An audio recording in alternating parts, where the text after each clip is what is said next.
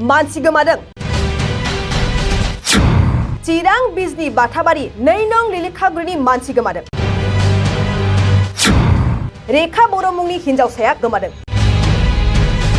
नंगौ, चिरां जिल्लानि सिङाव थानाय बाथाबारि 2 नं लिलिखागुरिनि गामिनि बिमा नादेब बर'नि फिसा बिदा बलराम बर'नि बिनानाव रेखा बर'आ थांनाय हरनि 11 रिंगासोआव गावनि न'निफ्राय गोमादों।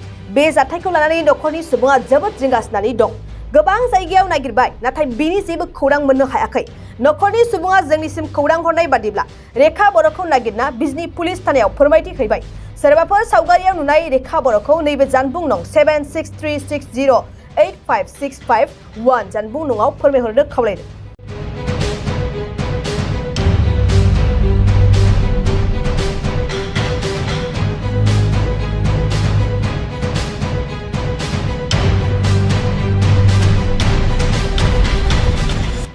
गोजोनथाव खौरां, बङाइगाव मेरिडियान किया मटर्स श'रुमआ नोंथांनो लाबोदों गोदान अफार। मेरिडियान किया मटर्स श'रुमआव नोंथाङा खम बेसेनावनो किया कम्पानिनि गुबुन गुबुन मडेलनि गोदान गारिखौ लानो हागोन। बेनि अनगायैबो मिथिनो गोनां बाथ्राया बेनोदि किया कम्पानिनि 2022 मडेलनि गारिखौ गासै 40,000 रां रेहायाव मोननो हागोन। बेजों लोगोसेनो बे श'रुमाव जेखिजाया कम्पानिनि गोजाम गारिखौ सोलाय-सोल' खालामनोबो हागोन। दासान्दि बे अफारा सोलिगासिनो दं।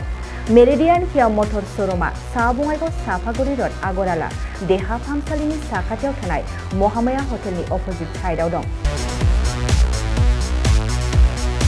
बे अफारखौ मोनफुंनो थाखाय नोंथाङा अनलाइनबो बुकिं खालामहरनो हागोन। लोगोसेनो गोबां मिथिनो थाखाय थोंजोङै 7099003414 नङाब्ला 8822790662 जानबुं अनजिमायाव जगाजग खालामहरनो हागोन आरो बङाइगाव मेरिडियान किया मटर्स श'रुमआव थांनानैबो नायनो हागोन।